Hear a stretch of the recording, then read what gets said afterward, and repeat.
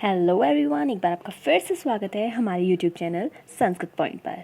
आज की हमारी वीडियो का विषय है शिवराज विजय से संबंधित। हम आज बहुविकल्पीय प्रश्न करेंगे जो कि पिछली परीक्षाओं में टीजीटी, पीजीटी और यूपीएससी परीक्षाओं में पूछे गए हैं पिछले वर्षों में, तो वही हम आज हल करेंगे। चलिए तो प्रारंभ करते हैं। पहला प्रश्न देखते हैं। पहला प्रश्न है शिवराज विजय का मंगलाचरण अर्थात कहाँ से लिया गया है या किसने बनाया है। ऑप्शन दिए उन्होंने, अंबिकादत्त व्यास द्वारा लिखा गया है, बी महाभारत से उद्धृत किया गया है, श्रीमद् भगवत गीता से उद्धृत है, या फिर श्रीमद् भगवत पुराण से उद्धृत किया गया है। अब बताइए आप किससे उद्धृत किया गया है। अगर आपने क्वेश्चन उत्तर डी बताया है तो वेरी गुड, श्रीमद् भागवत पुराण से उद्धृत है और ये क्वेश्चन हमारा टीजीटी परीक्षा 2005 में पूछा गया है। चलिए अब इसको थोड़ा सा डीपली समझ लेते हैं कि वो क्या कहना चाह रहे हैं। पहला तो हमने अभी प्रश्न देखा कि शिवराज विजय का जो मंगलाचरण है वो श्रीमद् भगवत पुराण से उद्धृत किया गया है। ग्रंथकार हैं अंबिकादत्त व्यास ने सर्वप्रथम शिवराज विजय के मंगलाचरण में भागवत पुराण के 2 सूक्तियों को समुद्धृत किया है। कितने को? 2 सूक्तियों को। ये आपको याद रखना है कि उन्होंने 2 सूक्तियों को मिला करके मंगलाचरण बनाया है। प्रथम सूक्ति शुक परीक्षित परिसंवाद के अवसर पर दुर्विनीत अन्यायी राजाओं के भार बहुल्य से प्रताड़ित धरा के दुख मोचन हेतु ब्रह्मा द्वारा विनिर्दिष्ट उपाय भूत है। अर्थात उनके कहने का क्या मतलब है, जब पृथ्वी पर जो अन्यायी राजा थे उनका दुराचार बढ़ गया था, तब जो ब्रह्मा जी द्वारा क्या किया गया था, दुख मोचन अर्थात दुख को समाप्त करने के लिए जब कुछ उपाय किए गए थे, वहाँ से वो उद्धृत की गई है, जो शुक परीक्षित संवाद से उद्धृत है। संपूर्ण श्लोक इस प्रकार है वो कि विष्णुर्माया भगवती यया सम्मोहितम जगतः आदिष्ठा प्रभुणंशै कार्यार्थे संभविष्यति। ज़रूरी नहीं है कि वो आपसे ये प्रश्न पूछेंगे, लेकिन अगर पूछेंगे तो यही जो पहला है, पहली सूक्ति या पहला जहाँ से दिया गया यही इंपॉर्टेंट है। वो पूछ सकते हैं कि ये श्लोक है या इसके माध्यम से किस ग्रंथकार ने अपना मंगलाचरण लिखा है। तो आपको याद होना चाहिए शिवराज विजय का मंगलाचरण इसी से वर्णित है और अंबिकादत्त व्यास द्वारा वो लिखा गया है। इसमें क्या बताया है, इसमें भगवान विष्णु की महाशक्ति का वर्णन किया गया है। प्रारंभ में विष्णु के नाम ग्रहण से मंगलाचरण का भी सूचक है। भगवती शब्द से सर्वाविद, ऐश्वर्य समन्वित और सकल गुण संपन्नता अभिप्रेत। अब देखिए दूसरा क्वेश्चन आता है कि शिवराज विजय का जो मंगलाचरण है उसमें किसकी प्रार्थना की गई है, किसकी उपासना की गई है, तो विष्णु भगवान की उपासना की गई है। द्वितीय सूक्ति में बाल रूप में भगवान श्री कृष्ण के द्वारा चक्रवात रूप धारण करने वाले तृणावर्त नामक दैत्य के विनाश के अनंतक प्रसन्न चित्त नंदादि गोपिकाओं के मुखरविंद से समुचित पूरा श्लोक इस प्रकार है। ये जो हमारा दूसरा श्लोक है ये अभी हमने ऊपर पढ़ा था ना कि 2 सूक्तियों के माध्यम से उन्होंने अपना मंगलाचरण लिया है। तो पहला वाला वो विष्णु वाला था और दूसरा वाला ये हमारे बाल कृष्ण से संबंधित है, अर्थात कृष्ण जी की बाल लीलाओं में जो वर्णन किए गए हैं उनसे संबंधित है।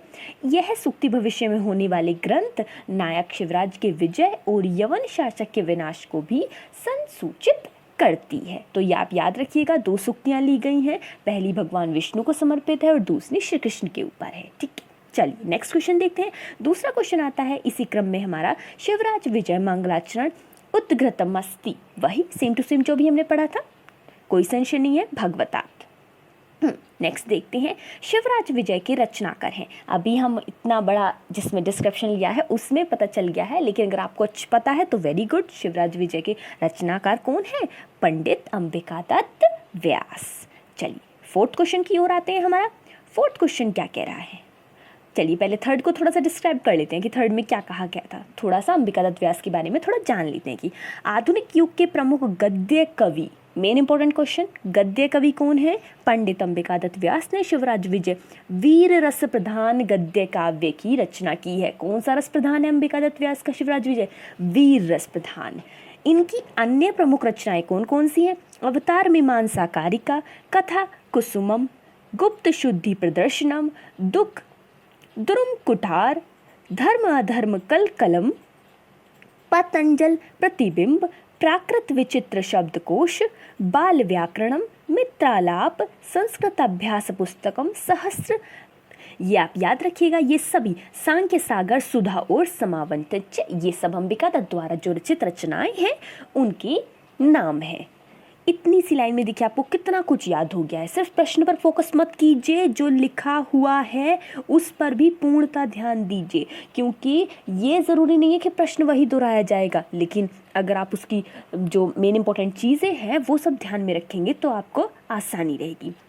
नेक्स्ट क्वेश्चन की ओर चलते हैं हमारा। चलिए, रिपीट है। शिवराज विजय के रचयिता आप अपने मन में दोहराइए कौन है। शिवराज विजय के लेखक वही हैं। प्रश्न रिपीट इसलिए है क्योंकि टीजीटी और पीजीटी में ये बार बार पूछे जाता है। नॉर्मल सा क्वेश्चन है, गलती नहीं करनी है बिल्कुल भी। शिवराज विजय काव्य का प्रारंभ होता है। मोस्ट इंपोर्टेंट क्वेश्चन, टीजीटी में अक्सर पूछा जाता है। शिवराज विजय काव्य का प्रारंभ होता है, कहाँ से होता है? सूर्योदय वर्णन से, कोंकण यात्रा से, रघुवीर सिंह की तोरण दुर्ग यात्रा से, या फिर हनुमान मंदिर के वर्णन से। नीचे देख लिया होगा आपने डेफिनेटली, सूर्योदय वर्णन से, अर्थात जब सूर्य प्रारंभ होता है, उदय होता है सूर्य का, तब से वर्णन होता है शिवराज विजय का। थोड़ा सा डीपली पढ़ लेते हैं। क्या कह रहे हैं कि शिवराज विजय काव्य का प्रारंभ सूर्योदय वर्णन से होता है, या फिर हम ब्रैकेट में लिख सकते हैं, उन्होंने लिखा हुआ है प्रातः वर्णन से होता है। अगर कहीं पर बाय एनी चांस सूर्योदय वर्णन ना कहें तो आपको याद रखना है प्रातः ऑप्शन में है तो वो भी सही होगा।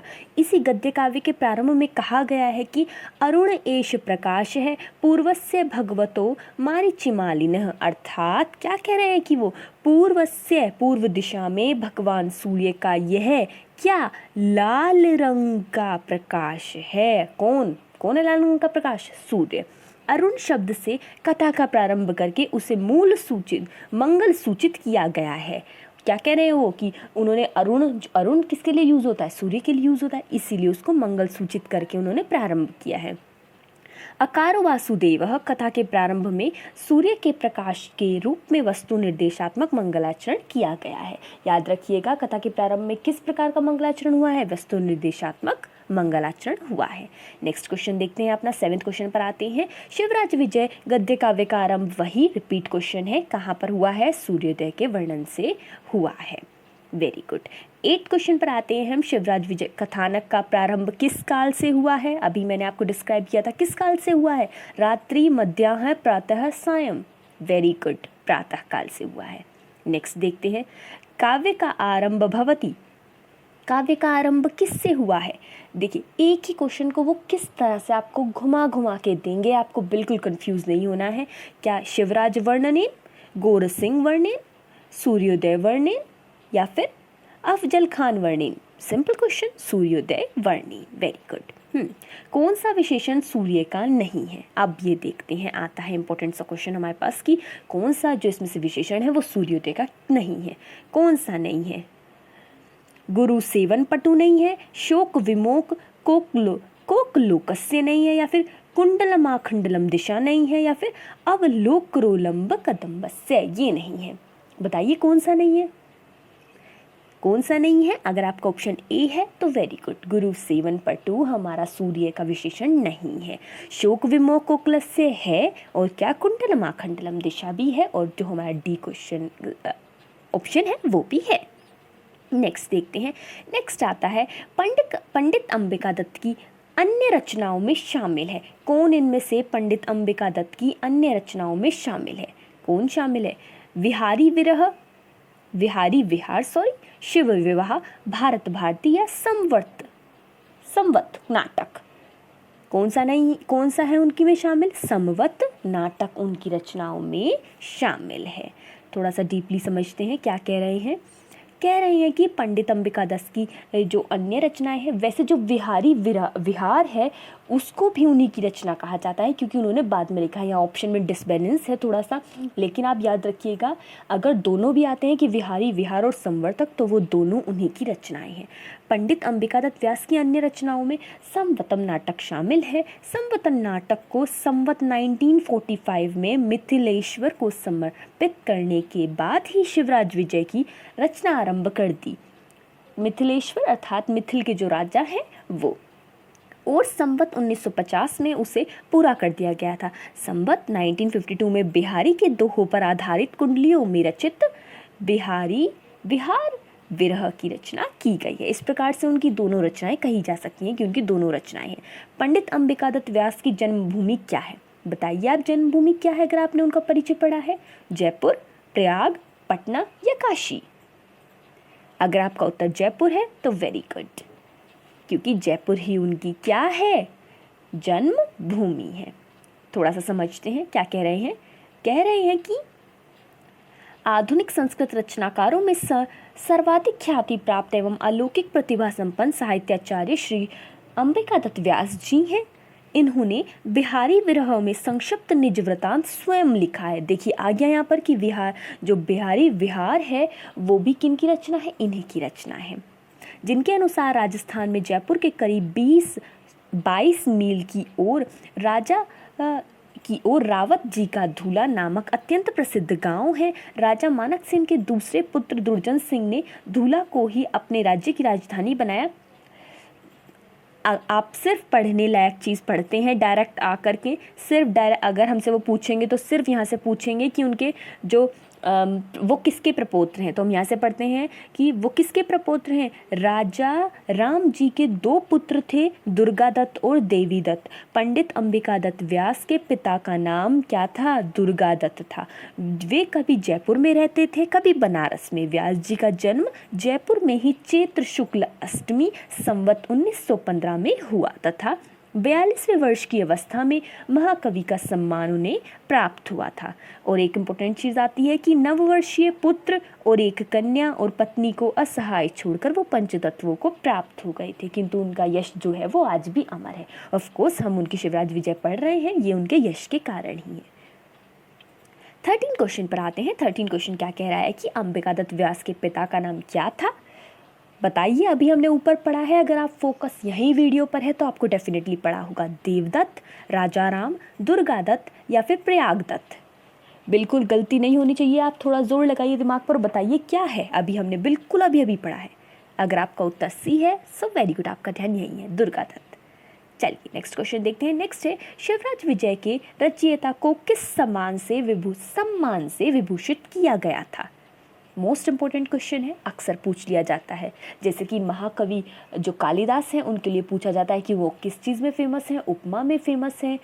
भारवी किस में फेमस हैं? भारवी का अर्थ गौरव फेमस है। इसी प्रकार से पूछ लिया जाता है कि उनको किस सम्मान से विभूषित किया गया था? नाइट, लॉर्ड, पुरुषोत्तम या फिर घटिका शतक? उत्तर सही है हमारा घटिका शतक। याद रखिएगा, जो घंटा कवि की उपाधि है वो किसको मिली है? घंटा पथ की उपाधि है वो महाकवि माघ को मिली हुई है। और घटिका शतक की उपाधि शिवराज। थोड़ा सा डीपली पढ़ लेते हैं कि शिवराज विजय के लेखक अंबिकादत्त व्यास थे। ऑफ कोर्स हम बार पढ़ रहे हैं, गलती नहीं करना है बिल्कुल भी। वे कविता कला में इतने प्रवीण थे कि एक घड़ी 24 मिनट में, एक घड़ी से तात्पर्य यहाँ पर 60 घंटे नहीं है, एक घड़ी से मिनट, यहाँ पर 24 मिनट में 100 श्लोकों की रचना कर सकते थे।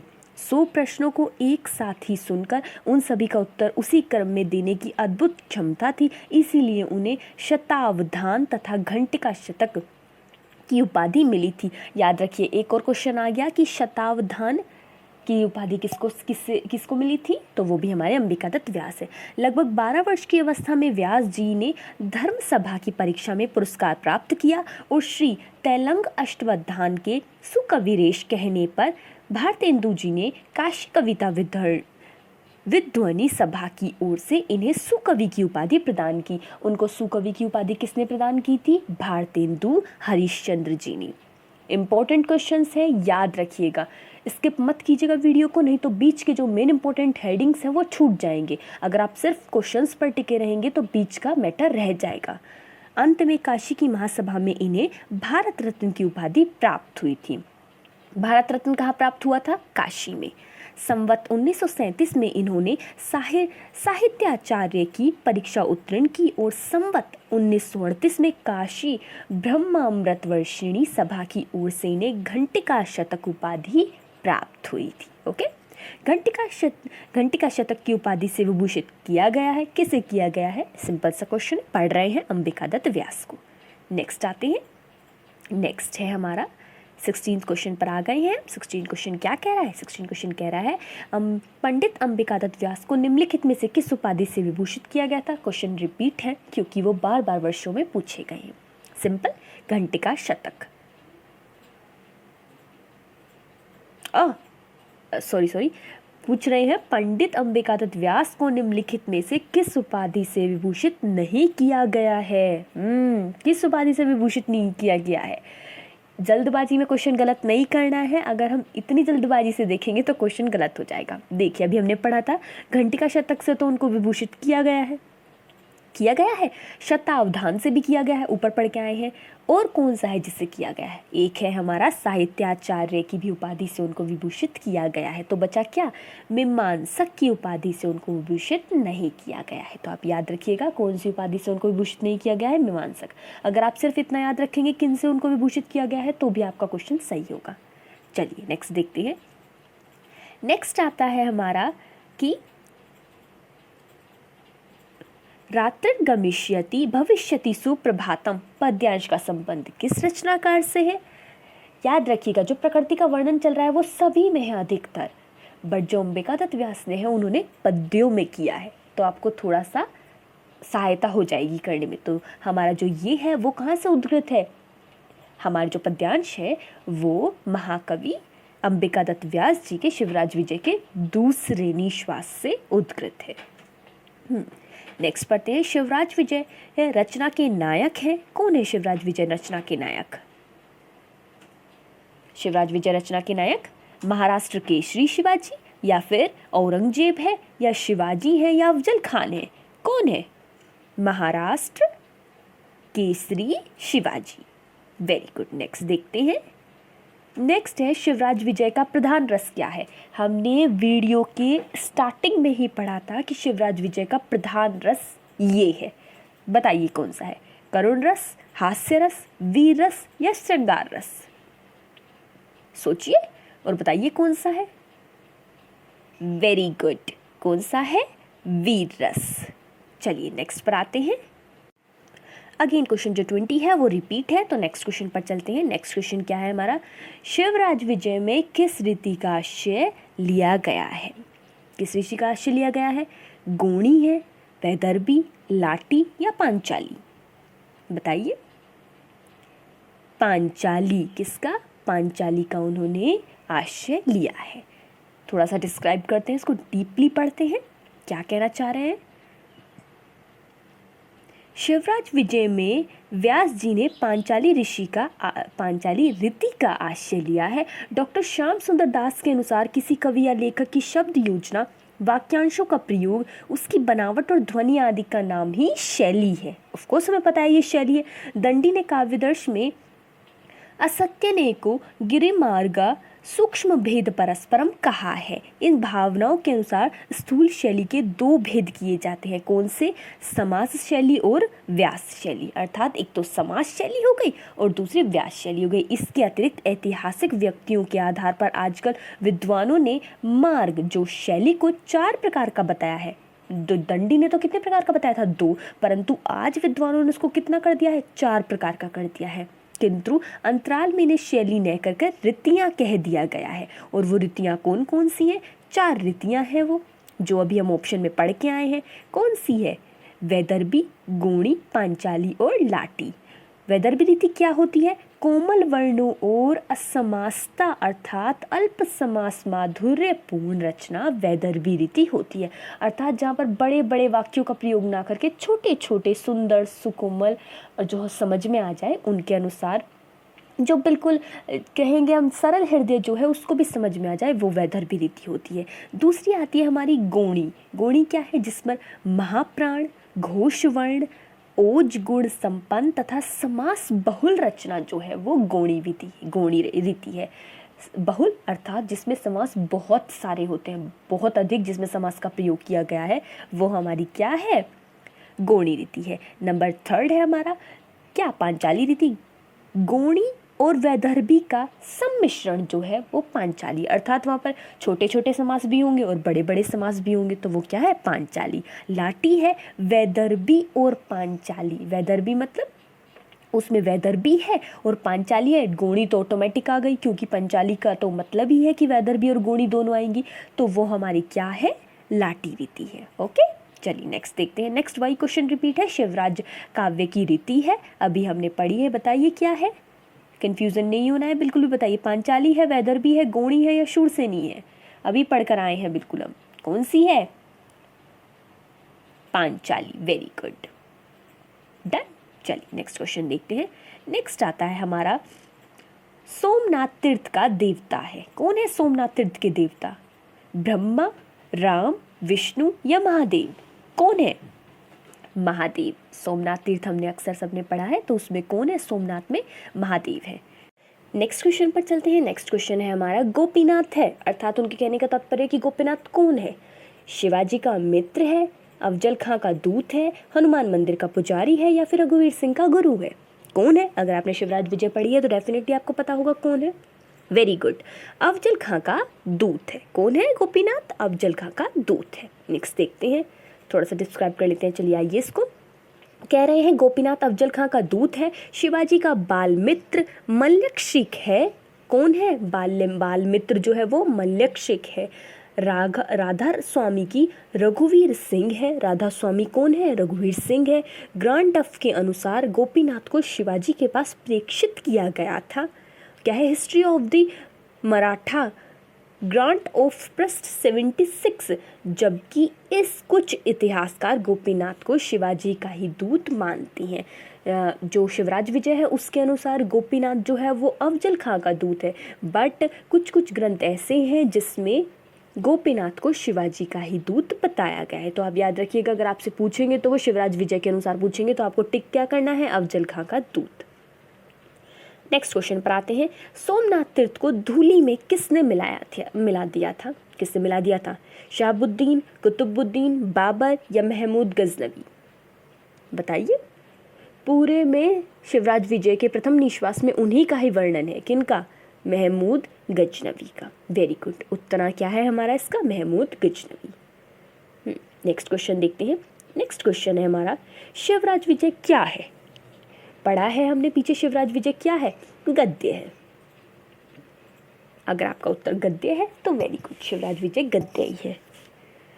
महाकवि अंबिका दत्त व्यास द्वारा रचित शिवराज विजय को संस्कृत साहित्य का प्रथम ऐतिहासिक उपन्यास होने का गौरव है। मोस्ट इंपोर्टेंट क्वेश्चन, संस्कृत का प्रथम ऐतिहासिक उपन्यास होने का गौरव किसको प्राप्त है? शिवराज विजय को, भूलना नहीं है। शिवराज विजय की कथा वस्तु ऐतिहासिक है। कैसी कथा वस्तु है उसकी? ऐतिहासिक। और उसका कथानक किस तरह का है? इतिहास प्रसिद्ध महाराष्ट्र शिरोमणि शिवाजी के 10 वर्षों की जीवनी पर आधारित है। कितने वर्षों की जीवनी पर आधारित है? 10 वर्षों की जीवनी पर आधारित है। लेखक ने इसे गद्य काव्य ही कहा है क्योंकि यह गद्य काव्य के समस्त गुणों से ओतप्रोत है। इसकी भाषा तथा शैली प्रवाह रोचकता से परिपूर्ण है, अतः इसे गद्य काव्य के साथ साथ ऐतिहासिक उपन्यास कहना समीचीन है। समीचीन मीन्स उत्तम है, अच्छा है। पाठक का आदि से अंत तक कहीं चित्त उबता नहीं, अतः यह 20वीं शताब्दी का एक सफल संस्कृत उपन्यास है। यदि आपने भी पढ़ा है शिवराज विजय तो डेफिनेटली जब आपने पढ़ा होगा तो आपको भी अच्छा लगा होगा, क्योंकि ऑफ कोर्स जब पढ़ा है तो उसमें इंटरेस्ट आता है, क्योंकि उसमें ऐतिहासिक घटना है। कहीं पर भी ऐसा नहीं लगता है कि हम कुछ बोरिंग पढ़ रहे हैं, अच्छा है। वो नहीं पढ़ा है तो जब आपको समय मिले तो आप पढ़ के देखिएगा, वो बहुत अच्छा है। नेक्स्ट क्वेश्चन पर आते हैं, शिवराज विजय साहित्य की किस विधा के अंतर्गत आता है? बताइए किसके अंतर्गत आता है? कथा, आख्यायिका, ऐतिहासिक उपन्यास, निबंध संग्रह। इस प्रकार के प्रश्न आप सोच रहे होंगे कि यही आपकी परीक्षा में आ जाए, क्योंकि बहुत सिंपल है, ऐतिहासिक उपन्यास। नेक्स्ट चलते हैं, संस्कृत साहित्य में प्रथम ऐतिहासिक उपन्यास होने का गौरव किसको प्राप्त है? सिंपल, अभी पढ़ा है हमने बिल्कुल। किसको प्राप्त है? शिवराज विजय को प्राप्त है। नेक्स्ट क्वेश्चन देखते हैं, शिवराज विजय किस प्रकार का काव्य है? बताइए किस प्रकार का काव्य है? वही आपको बार बार घुमा घुमा के क्वेश्चन देंगे और प्रश्न वही होगा, क्या? ऐतिहासिक काव्य है। शिवराज विजय किस श्रेणी का काव्य है? किस श्रेणी का काव्य है? ऐतिहासिक उपन्यास। ना तो वो इतिहास पुराण है, ना ऐतिहासिक महाकाव्य और ना ही महाकाव्य। क्या है? ऐतिहासिक उपन्यास है। शिवराज विजय किस विधा में लिखा गया है? मैं और 2 ऑप्शन दे देती हूँ आपको, नाटक, उपन्यास, गद्य या पद्य। डेफिनेटली आपने सही उत्तर बताया होगा। ऑफ ऑफकोर्स आप वीडियो शुरू से देख रहे हैं तो गलती नहीं करेंगे। क्या उत्तर बताया आपने? ओह, इसमें ऑप्शन चेंज है। उपन्यास उन्होंने लिखा है क्या विधा में लिखा गया है, तो अगर पद्य ऑप्शन में है तो आप पद्य लिखेंगे, पद्य नहीं है तो उपन्यास है तो आप उपन्यास लिखेंगे। ओके, चलिए नेक्स्ट देखते हैं। शिवराज विजय क्या है? एक ऐतिहासिक उपन्यास है। चंपू काव्य जिस रचना में गद्य और पद्य का समान भाव से तथा सहयोग पूर्व प्रयोग किया जाता है उसे चंपू कहते हैं। चंपू काव्य किसको कहते हैं? जिसमें गद्य और पद्य दोनों सम्मिश्रण होते हैं उसको चंपू काव्य कहते हैं। चंपू परंपरा का प्रारंभ हमें अथर्ववेद में प्राप्त होता है। क्वेश्चन इंपॉर्टेंट, चंपू काव्य का प्रारंभ कहाँ से मिलता है? अथर्ववेद से प्राप्त होता है। चंपू काव्य निम्नलिखित है, कौन कौन से? त्रिविक्रम भट्ट का नल चंपू है और मदालसा चंपू है। सोमदेव सूरी का यश स्तिलक है। हरिश्चंद्र कृत जीवन धर चंपू है। भोज का रामायण चंपू, अनन्य भट्ट का भरत चंपू और भगवत चंपू। और एक हमारा शिवराज विजय से संबंधित नहीं कह सकते हम, क्योंकि वो क्या है हमारा? वो तो हमारा उपन्यास है। याद रखिएगा, आपका नल चंपू का जो प्रथम है वो कौन सा ग्रंथ है? नल चंपू का प्रथम ग्रंथ है हमारा त्रिविक्रम भट्ट द्वारा रचित नल चंपू। उन्हीं को प्रथम कवि कहे जाते हैं, नल चंपू के। नेक्स्ट क्वेश्चन आते हैं, शिवराज विजय के रचयिता कहाँ के प्राध्यापक थे? कहाँ के प्राध्यापक थे? वो जब पढ़ा रहे थे तो कहाँ के प्राध्यापक थे? बताइए। कानपुर, पटना, दिल्ली, जयपुर, कहाँ के थे? पटना। Very good. थोड़ा सा डीपी पढ़ लेते हैं ताकि कोई भी इंपॉर्टेंट क्वेश्चन हमारा छूट ना जाए। क्या कह रहे हैं कि साहित्य आचार्य पंडित अंबिका दत्त व्यास ने 1870 ईस्वी में शिवराज विजय नामक गद्य काव्य की रचना की, जो काशी से 1901 ईस्वी में प्रकाशित हुआ। व्यास जी का स्थिति काल 1858 से लेकर 900 ईस्वी था। इनके पूर्वज जयपुर के निवासी थे और इनके पितामह काशी में आकर बस गए थे।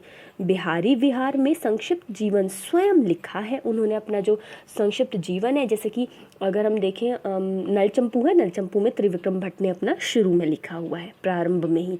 इसी प्रकार इन्होंने भी जो बिहारी विहार है उसमें अपना जीवन का वर्णन किया है। मृत्यु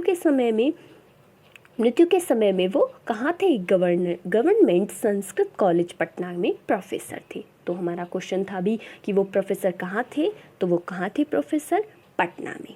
नेक्स्ट क्वेश्चन आता है हमारा, शिवराज विजय कितने निश्वासों में विभक्त है? मोस्ट इम्पोर्टेंट क्वेश्चन है ये, आपको हर चीज़ का पता होना चाहिए। कितने अंकों में विभक्त है, कितने उच्छ्वासों में विभक्त है, कितने निश्वासों में विभक्त है, या कितने उल्लासों में विभक्त है? चलिए तो बताइए कितने में है? 10 में, 8 में, 12 या 6?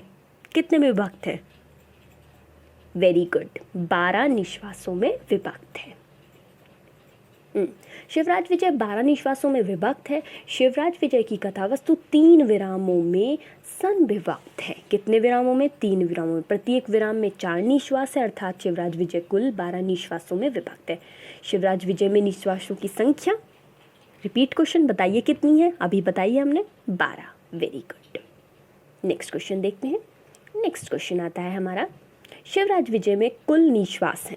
रिपीट क्वेश्चन है, बताइए, कोई गलती नहीं होनी चाहिए। 12। नाइस। शिवराज विजय में कितने निश्वास हैं? अब तो आपको डेफिनेटली याद हो गया होगा इतनी बार पढ़ने के बाद कि कितने निश्वास हैं। 12 निश्वास हैं, 12 निश्वास हैं। शिवराज विजय में निश्वास संख्या कितनी है? 12 है।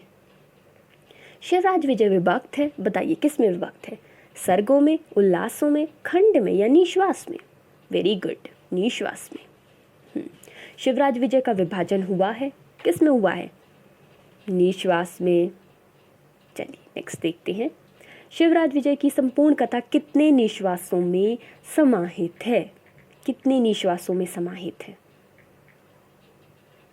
बताइए। अब आप यहाँ पर 12 ढूंढ रहे हैं, 12 मिल नहीं रहा है, परंतु अभी हमने जब डिस्क्राइब किया है पूरे को तो हमने उसमें वर्णित किया है कि उनकी कथा इतने निश्वासों में समाहित है। तो कितने निश्वासों में समाहित है? ऑफ कोर्स 12 में ही समाहित है। यहाँ पर जो ऑप्शन है वो गलत है। यहाँ पर इन्होंने 12 नहीं दिया गया है तो ये ऑप्शंस गलत है। नहीं तो इन्होंने निश्वासों की बजाय खंड लिखना चाहिए था कि इतने खंड हैं उसमें और इतने में वो वर्णित है। विराम की कितने विरामों में थी? 4 विराम है।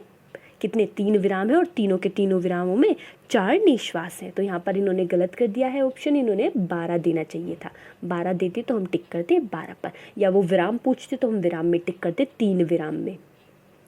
शिवराज विजय के प्रथम विराम में कितने निश्वास है? अभी हमने पढ़ा है कि उसके प्रथम तीनों विरामों में कितने कितने 4-4 निश्वास हैं, तो कितने विराम होंगे बताइए? Very good, 3। नेक्स्ट क्वेश्चन पर आते हैं। नेक्स्ट क्वेश्चन है हमारा, वयसा षोडश वर्षीय देशीय कंबुकंठ आयत ललाट सुबाहु विशाल लोचन, ये विशेषण किसके लिए प्रयुक्त किए गए हैं? अरे गलती कर दी मैंने, नीचे नहीं करना चाहिए था, देख लिया होगा डेफिनेटली आपने। क्या कह रहे हैं कि वयसा षोडश वर्षीय, कितने 16 वर्ष का है वो, और कैसा है? कंबुकंठ है उसका, आया चौड़ा जो है उसका माथा है, सुबाहु विशाल लोचन बड़े बड़े नेत्र हैं। विशेषण किसके लिए प्रयुक्त किए गए हैं बताइए? रघुवीर सिंह के लिए, शिवाजी के लिए, गौर सिंह के लिए, या फिर श्याम सिंह के लिए? किसके लिए प्रयुक्त किए गए हैं? गौर सिंह के लिए। अब डिस्क्राइब देख लेते हैं अच्छे से। क्या कह रहे हैं वो? कह रहे हैं कि लगभग 16 वर्ष की अवस्था वाला, कंबु शंख तुल्य कंठ वाला, विस्तृत मस्तक वाला, सुबाहु सुंदर भुजाओं वाला तथा विशाल नेत्रों वाला, ये विशेषण किसके लिए प्रयुक्त हैं? गौर सिंह के लिए प्रयुक्त हैं। ऐसा ही एक और इम्पोर्टेंट क्वेश्चन आता है कि कस्तूरी रेणु रूषित इव श्याम, अर्थात कस्तूरी जो होता है, कस्तूरी पदार्थ है, उसके समान एकदम श्याम, जो कस्तूरी है वो श्याम रंग का होता है, काले रंग का, ठीक है।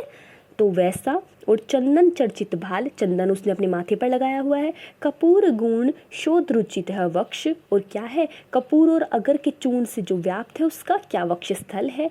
बाहुदंड, और जो भुजाएं हैं वो कैसी हैं? बड़ी बड़ी भुजाएं हैं, अर्थात कस्तूरी के चूर्ण से सना हुआ शारित सा श्याम वर्ण, और कह रहे हैं चंदन से लिप्त ललाट, कपूर और अगुर के चरण से वक्ष स्थल में भुजाओं वाला, ये विशेषण किसके लिए प्रयुक्त किए गए हैं? श्याम सिंह के लिए प्रयुक्त किए गए हैं। दोनों अलग अलग हैं। जो 16 वर्षीय बालक है वो कौन है? गौर सिंह है, और जो क्या है हमारा ये कस्तूरी के समान श्याम है वो कौन है? वो हमारा श्याम सिंह है। याद रखिएगा, देखिए श्याम और श्याम तो सिंपल सा है, श्याम सिंह, और जो 16 वर्षीय बालक है वो है गौर सिंह, अर्थात वो गोरे रंग का है। चलिए नेक्स्ट क्वेश्चन देखते हैं कि शिवराज विजय गौर सिंह आसीत। गौर सिंह क्या था? अष्टादश वर्षीय, षोडश वर्षीय, विंशति वर्षीय, पंचविंशति वर्षीय। बताइए कितने वर्ष का था वो? 18 वर्ष का था, 16 वर्ष का था, या फिर 20 वर्ष का था, या फिर 25 वर्ष का था? बताइए कितने वर्ष का है? अभी पढ़ा है हमने। वेरी गुड, षोडश वर्षीय, अर्थात वो 16 वर्ष का है। नेक्स्ट क्वेश्चन पर आते हैं। महाभारत में सर्वप्रथम यवन शासक का बीजारोपण किसने किया था? महमूद गजनबी ने, शहाबुद्दीन ने, कुतुबुद्दीन ने, या फिर अलाउद्दीन ने? बताइए किसने किया है इन चारों में से? वेरी गुड, शहाबुद्दीन ने बीजारोपण किया है। किसका? यवन शासक का। अब थोड़ा सा पढ़ लेते हैं। संवत 1938 में काशी ब्रह्म अमृत वर्षिणी सभा में घंटे का शतक उपाधि से विभूषित पंडित अंबिकादत्त व्यास द्वारा प्रणीत शिवराज विजय में प्रथम विराम के प्रथम निश्वास का वर्णन है कि क्या है कि भारतवर्ष में सर्वप्रथम यवन शासक का जो बीजारोपण है वो गौर देश का निवासी शहाबुद्दीन मोहम्मद गोरी ने किया था। देखिए पूरा नाम क्या है उनका? शहाबुद्दीन मोहम्मद गोरी। सिर्फ शहाबुद्दीन मत याद रखिएगा, ऑप्शन में मोहम्मद गोरी आ जाएगा तो आप कंफ्यूज हो जाएंगे, इसलिए पूरा नाम याद रखिएगा, शहाबुद्दीन मोहम्मद गोरी। और एक और क्वेश्चन आया है हमारा इसमें, क्या कह रहे हैं वो कि ये हमारा कहाँ से है? प्रथम विराम के प्रथम निश्वास में ही वर्णित है कि भारतवर्ष में यवन का जो यवन शासन हुआ है वो किसने किया है? शहाबुद्दीन मोहम्मद गोरी ने किया है। इसी का एक गुलाम जिसका नाम क्या था? कुतुबुद्दीन था, भारत का प्रथम सम्राट हुआ। भारत का प्रथम सम्राट कौन हुआ शिवराज विजय के अनुसार? कुतुबुद्दीन। शिवराज विजय के अनुसार भी नहीं, वैसे भी जो भारत का प्रथम यवन सम्राट है वो कौन है? कुतुबुद्दीन ही है, कुतुबुद्दीन था। 46 क्वेश्चन क्या है हमारा? भारतवर्ष में यवन राज्य का बीजारोपण निम्नलिखित में किसने किया है? किसने किया है? महमूद गजनबी, कुतुबुद्दीन, शहाबुद्दीन, या फिर मोहम्मद गोरी? किसने किया है? वेरी गुड, किसने किया है? शहाबुद्दीन ने किया है। कंफ्यूज नहीं होना है, पूरा अच्छे से याद रखना है। और पूरा नाम क्या था इनका भी बताया गया था, शहाबुद्दीन मोहम्मद गोरी ने। ओके, इस तरह से आप याद रखिएगा। नेक्स्ट पार्ट में हम इसके आगे 46 के 47 से क्वेश्चन प्रारंभ करेंगे। इतने ही क्वेश्चन हम आगे करेंगे, तो फिर एक नई वीडियो में हाजिर होंगे। ये हम इसका पार्ट 2 वीडियो है, उसमें आगे के क्वेश्चन देखेंगे। तब तक के लिए आप अपना ध्यान रखिए, परीक्षा की तैयारी करते रहिए। बहुत बहुत धन्यवाद आपका।